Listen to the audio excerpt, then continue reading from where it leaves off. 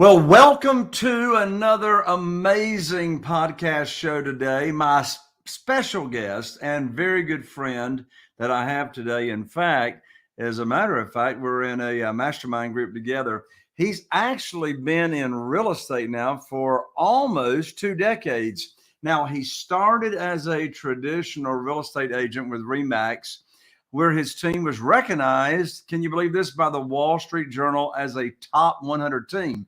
In addition to that, my guest was the #1 Remax agent in Iowa by the time he was 29. My lands, give me a break.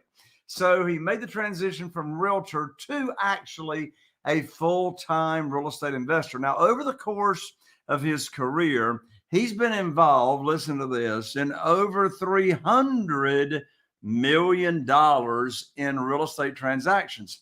Now, while he was still the managing broker for the real estate agency in Des Moines, well, actually, he still is. He still is right now. His primary focus is on real estate investments. His portfolio is just all over the place. It includes houses, it includes industrial properties, and his business does all types of real estate deals. He does wholesale deals, hotel deals, fix and flips. I mean, you name it. My guest, friends, is a true visionary, dreamer, and a problem solver. He's on a mission to make a deep personal impact in the lives of his team members and his business partners. And with that, folks, I'm so excited to have on the show with me today, welcome, my friend, Mr. Neil Timmins. Welcome, Neil. Jay, thanks so much for having me on. I'm excited to be here. It's good to see you again. Good to see you again, too, Neil. We were just in person a couple of weeks ago at our mastermind meeting, and I'm so glad we got introduced. And my lands, we've just got a lot in common. So, Neil, first of all, before we really dive in, just tell us, how did you get into this business? Well, I got into business. It was about 2003, 2004. I was a banker working for Wells Fargo, a personal banker. It's my first job out of college. I second mortgages, checking accounts, savings accounts, that type of thing. And my mom and I were talking one day. I've got 3 brothers, so she raised all of us, stayed home, raised all of us. And we were talking, and she's like, all the kids are out of the house. It's time for me to go do something. What should I do? And I thought, you know what? You make a good realtor, Mom. You seem to have a knack for houses, for style, for talking to people, for being connected. I said, you should think about that. She thought about it and said, oh, you know what? I'm going to do it. So she went, did it. In her first year in there, she made twice what I made at Wells Fargo.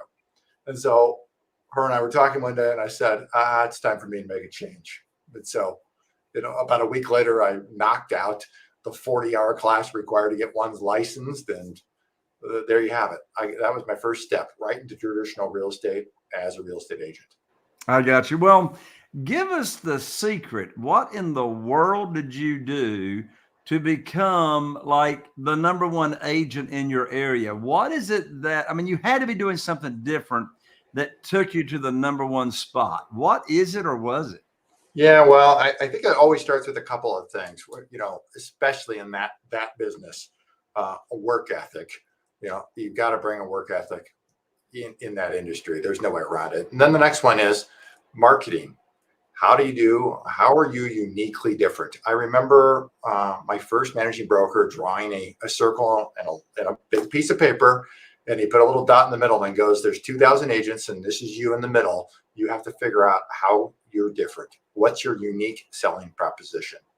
And so I've been a big fan of masterminds, and you and I connected in one. I've been a big fan of one for them for years and years, because there's a lot of things people are doing successfully in other places that just require, how does one educate themselves and then put that into place in your own backyard?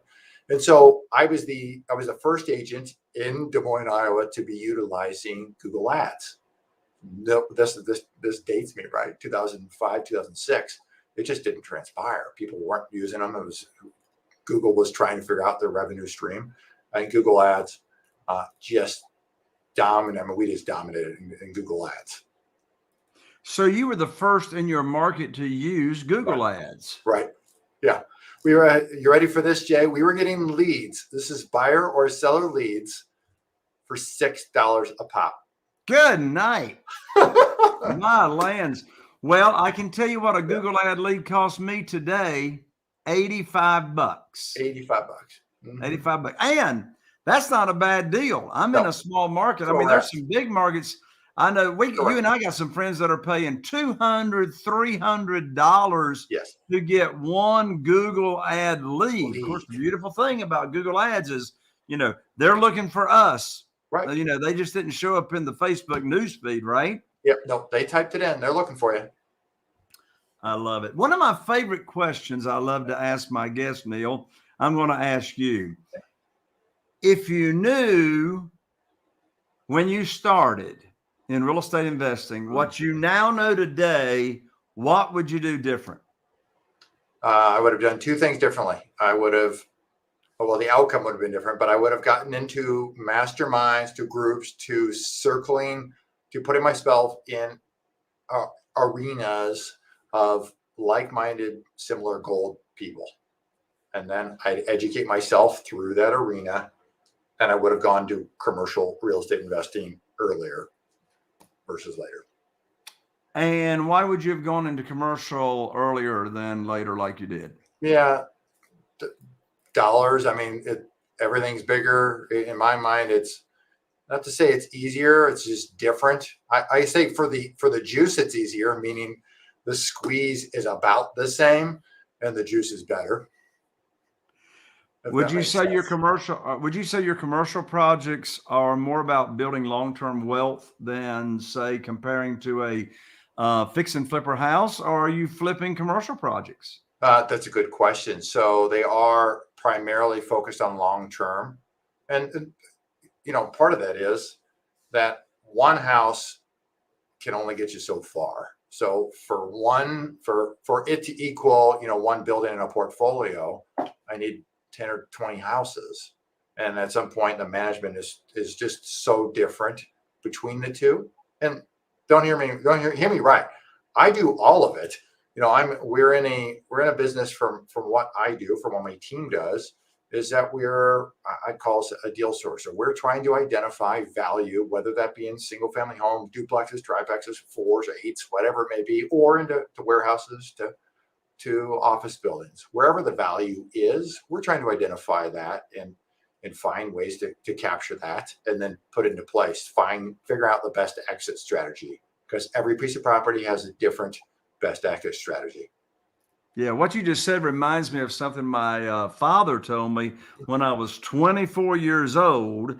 He said, Jay, today you've got to work for your money, but as quickly as you can, put a plan in place to where your money is working for you and you have the choice as to whether you want to get up for that day job. So I know what you're talking about. Another one of my favorite questions, Neil, to ask my guests is, as you look back over your real estate investing career, what would you say was your hardest struggle that you had to deal with? And what lesson or lessons did you take away from that? Well, this is going to end in a plug here. The biggest challenge I've ever had to go through is hiring people. Is building the team and the structure around me, finding the right people, dealing with the wrong people, dealing with, terrible horror stories about hiring the wrong people. The statistic is the average cost of hiring a wrong employee is about $15,000. And so it's significant. I can tell you, I've hired worse people than $15,000 mistakes, way worse. And so, the lesson there is if you're going to, what the old saying is, if you want to go fast, go alone. If you want to go far, go together. So the intent is knowing that I've got a long life to live. I want to go far. And so you have to learn how to go together. And so that's really the lesson I took away. And that required putting some deep thought into our business. What do we stand for? What are our core values? What's our culture? And being able to build that from the foundation up, which then eventually led us to the ability to attract the right people, put these operating procedures in place to attract more of the right people and leverage that. Well, you just mentioned the word culture Hmm. in your business. It's a two-part question. What do you mean by your culture? And after you define what culture means, what does your culture look like and how's it different from other businesses? Yeah, the culture in my mind is how we live our core values. So what do we stand for? What do we believe internally, intrinsically? That becomes the methodology in which we hire, fire, which we operate from. So that's how it actually rolls out into practice and how we live that culture. And so how we live it for us is, for procedurally, we have a huddle call every morning at 9:30. The whole team's on it. We have KPIs. Everybody's got a number, or everybody has numbers which they're reporting on. So for us, part of our culture is that this is a business. Well, clearly it's a business, but we're in a results-oriented business. That's the only business we're in. The results matter. There is no place to hide. And so how does that play out? Everybody's got numbers. Everybody's reporting. Everybody knows how we're going, how the month's going. There is not a question in any given month of how we're doing. Everybody knows what the numbers are. Yeah. When you say and not to interrupt you, but when you Yeah. say KPI, let's make sure everybody understands Yeah. what KPI stands for. Yeah. Key productivity indicator. Key productivity indicator. So what are some of your key indicators? So let's say on the acquisition side, we're measuring how many minutes they're on the phone the previous day. How many minutes are on the phone? How many offers did they make? How many contracts are in negotiation at the current time? How many contracts did they ink? And where are they at month to date? Is everybody on the team hearing each other report? Yes. Do you believe that activity of holding each other well, I don't know if that's holding each other accountable or not. You're holding them accountable by having that huddle call. But do you think by having that daily call to where they're having to report their production and their productivity, do you think that gives them extra motivation to produce better? I think yes.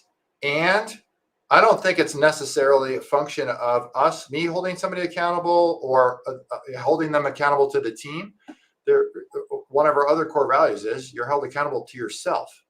Lou Holtz was once asked this, a reporter observed, everybody's really motivated in your team. How in the world do you get everybody so motivated day in and day out? And he said, it's easy. I just eliminate the ones who aren't. And same thing happens here is that if, this, I mean, motivation washes off. It's like a shower, right?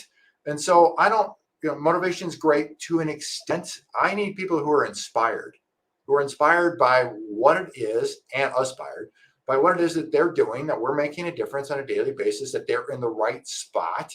And as a result of that, the motivation, my ability to have to come motivate every day or on a regular basis is just almost not necessary.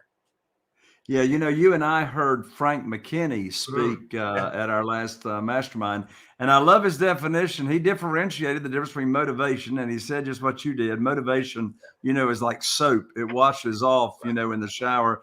Then he gave the distinction of inspiration, and then he gave the distinction of aspiration, which is, all the way through the point of leaving a legacy. Now let's go back to your culture and matching up core values. Yeah.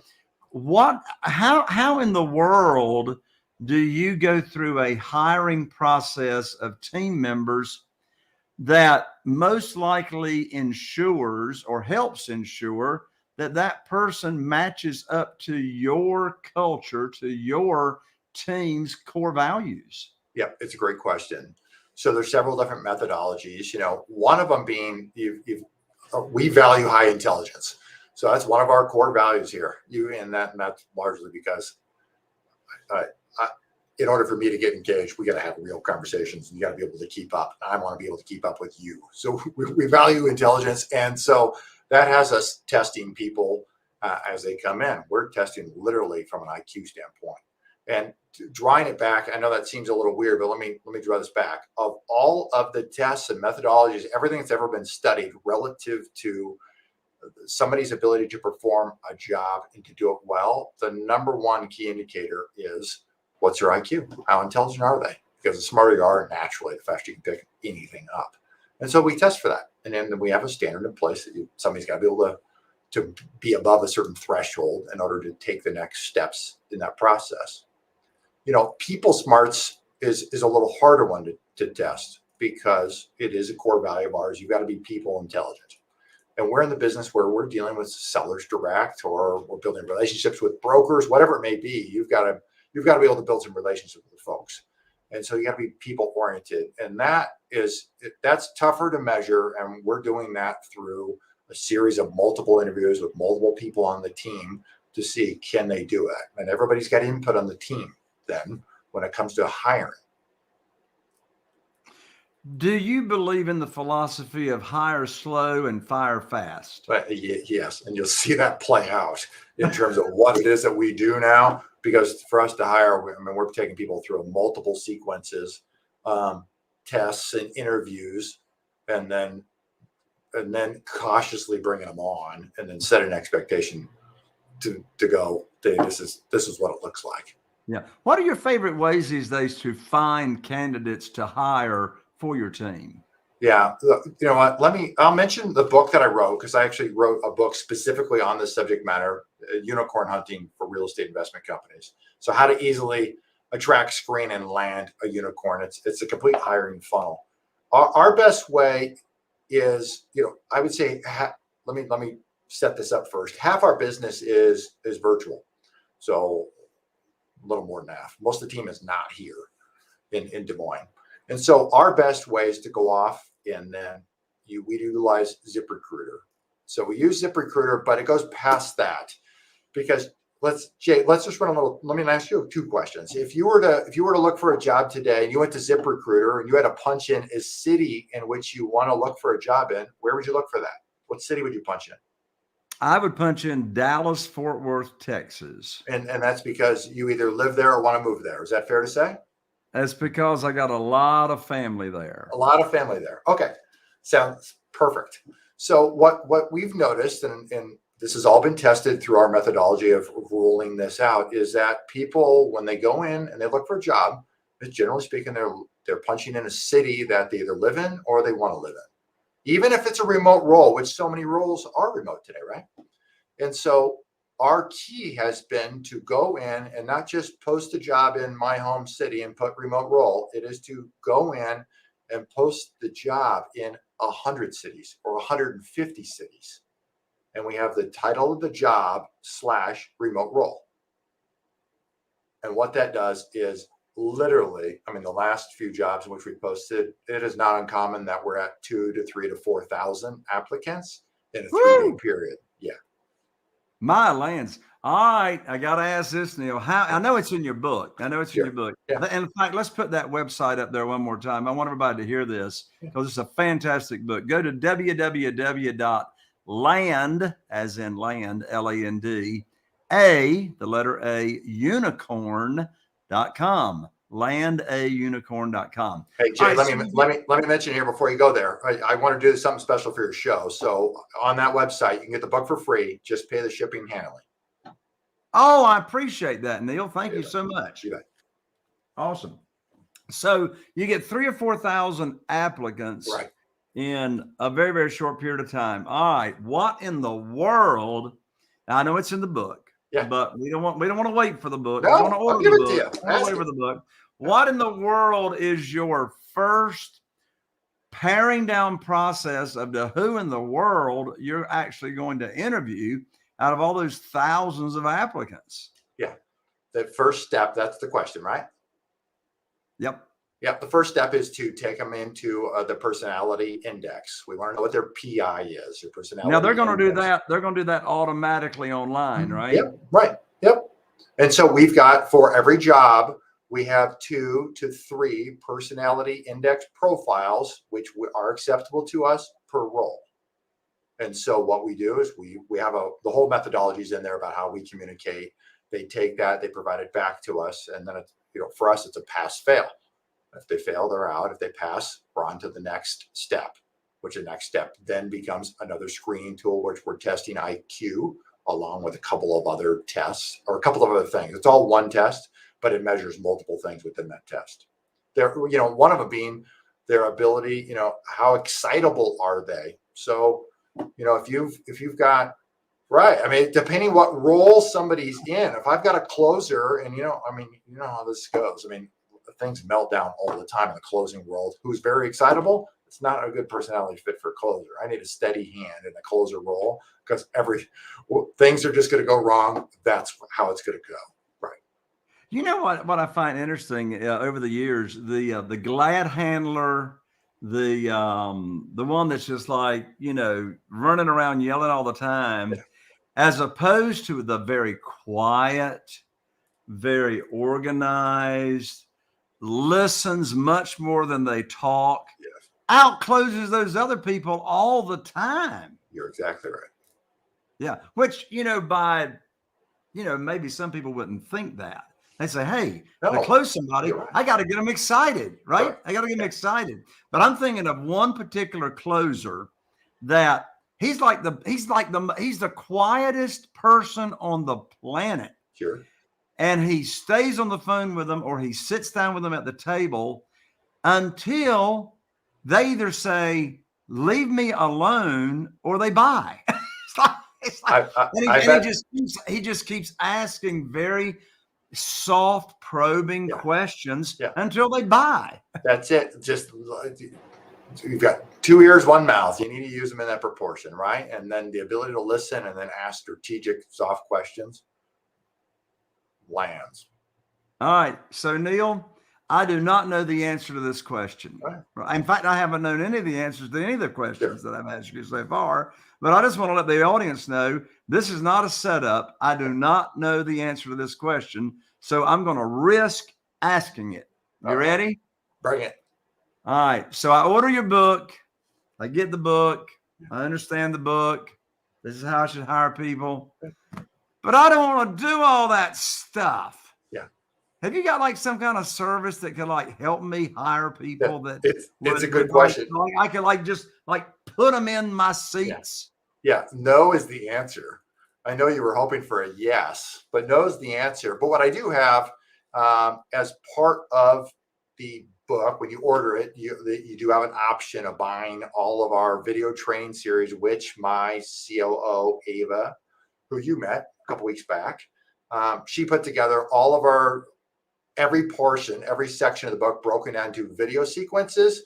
So you can hand 80 or 90% of this off to somebody else in your office, or a VA can do literally most of this. My involvement in this in the hiring process today is minuscule because we've been able to package it up and then outsource it to various folks through tremendous standard operating procedures. Well, that's what all of us entrepreneurs and business owners want. We want to be able to hand this to a VA and say, okay, go implement this and get me somebody good. In fact, I just did that last week. I've got my lead manager that makes sure none of my seller leads fall through the crack using our CRM and all that kind of stuff. I've been involved in interviewing everybody that's ever been on our team until last week. I said, Trixie, you've been my lead manager for 3 years. You know who can do what. And then I've got a new guy on the team that's a fantastic outbound caller. He's in charge of training. I said, you ain't going to hire somebody that you don't think you can train to do the job. That's right. I said, you don't need my approval. Hire who you want. Right. And let them do it. Okay. Now, Neil, I want to dig a little deeper now into you. Yeah. I want to dig into Neil Timmins. All right. Like what's in between your ears that's going on. So I want you to share with me and the audience just one personal habit you got going on that you can't live without. Oh, you're going to like this based on what we talked about before I came on. Working out. That is the one personal habit that it was about 2 years ago. I got to a point where I was just going, you know what? I don't have the stamina. I just don't feel as good. Don't feel as healthy. Something's got to change. And this is coming from a guy, I was an all-state offensive tackle. I played football at the University of Nebraska at Omaha. And so, and then I didn't work out for years, or not heavy with weights. I would do some walking, just try to maintain my weight. But I got to a point where I was going, I need to get stronger and just get a little more focused. And that's the one thing I can't live without. The side benefit, and perhaps the bigger benefit, has been it gets me up earlier. That's because now I make a commitment to put in. It's habitual in terms of how it works into my day. So doing it at the front end of my day works best. I get to work a little earlier, and I'm sharper. It's just I can go and end up with more energy through the day. So it's transcended into my business and improved what's going on here. Absolutely. I couldn't agree with you more. I got a Stairmaster in mine and Carol Joy's home. I get on the Stairmaster for 22 minutes. And I'm telling you, I know it's good for my body, but quite frankly, Neil, I don't do it for my body. Right. I do it for my brain. Correct. Right. Yeah. When I'm doing my Stairmaster, I'm convinced, I could be wrong, but I'm convinced nobody can outthink me. Yeah. No, that's terrific. One other thing, we talked about leadership and the ability to leave a legacy. My son turned 16 just a couple months back. And so now, he's free to roam about the world in the car.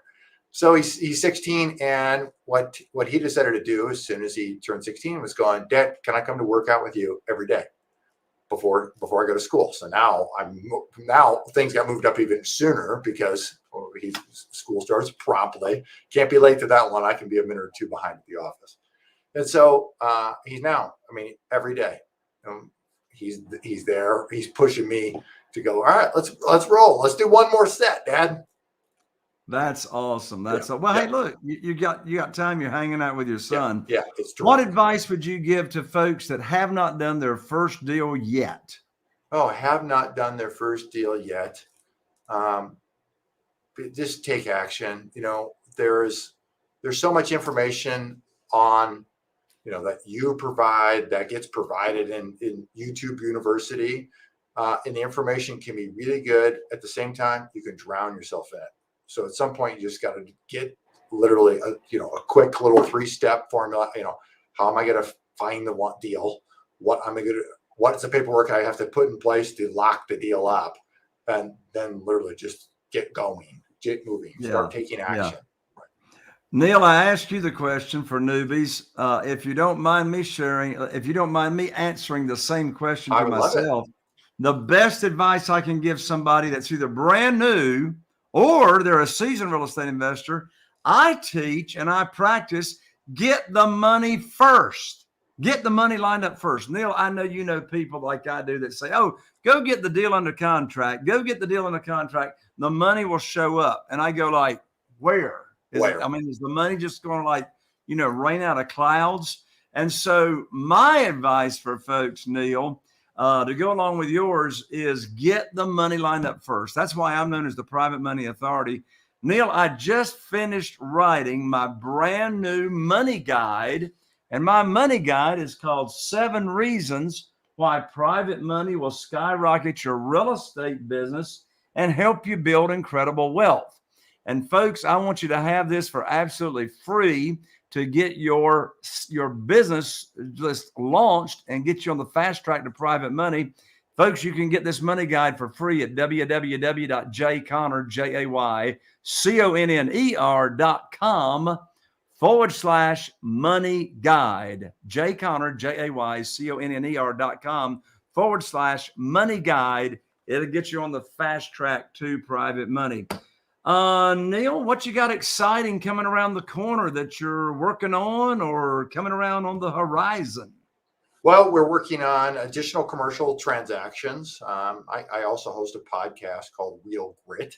And so we're going to get you on there, Jay, because I would love to have you as a guest. We can turn the tables. I can ask you some questions. That's really the bulk of it is focused on additional commercial transactions. And that means I couldn't agree with what you just said more. So how that relates to me is we connect with folks and obviously raise dollars and cents to put commercial transactions together when we've got something in place. And you're right. There'd be nothing worse to be in all of a sudden land a deal of a lifetime, and then you don't have money lined up. I mean, it just goes away. Right. Yeah. And I mean, this world of private money, we're not Right. talking banks, we're not talking Right. institutions, we're not talking hard money lenders. We're talking actually doing business with individuals. Well, Neil, you get to give the parting comments. How would you like to wrap us up here on the show? Final Oh, thought. final thoughts. I'm just appreciative for what you're doing. For me, it is about creating this business is a conduit, our ability to earn dollars and cents, so we can figure out what our big why is. And for me, that's really the ability to give back, tell people through this industry. This industry has blessed me in a very big way. All the masterminds, all the relationships that I've been able to build over the years have been very, very good to me. And so that's why I started, my business is Legacy Impact Partners, or Legacy Impact Investors. Our ability to go and help people, other investors as well. So people who need dollars and cents, who are looking at doing commercial transactions or fix and flip, we help and connect with folks that way. So I really appreciate having me on, and for what it is that you do and how you make such a deep impact in people's lives in this business, Jay. Neil, thank you so much for joining me. Well, there you have it, folks. Another episode of this podcast. I'm so excited you joined us. And look, we really, really appreciate 5-star reviews and leaving us comments. So on iTunes, if you're listening to us on iTunes, be sure to leave us those 5 stars and some comments. Be sure to like, share, subscribe. If you happen to be watching us on YouTube, be sure and tap that little bell so you don't miss out on any other future exciting and amazing episodes that we have. I'm Jay Connor, the Private Money Authority, wishing you all the best. Here's to taking your business to the next level, and we'll see you right here on the next podcast.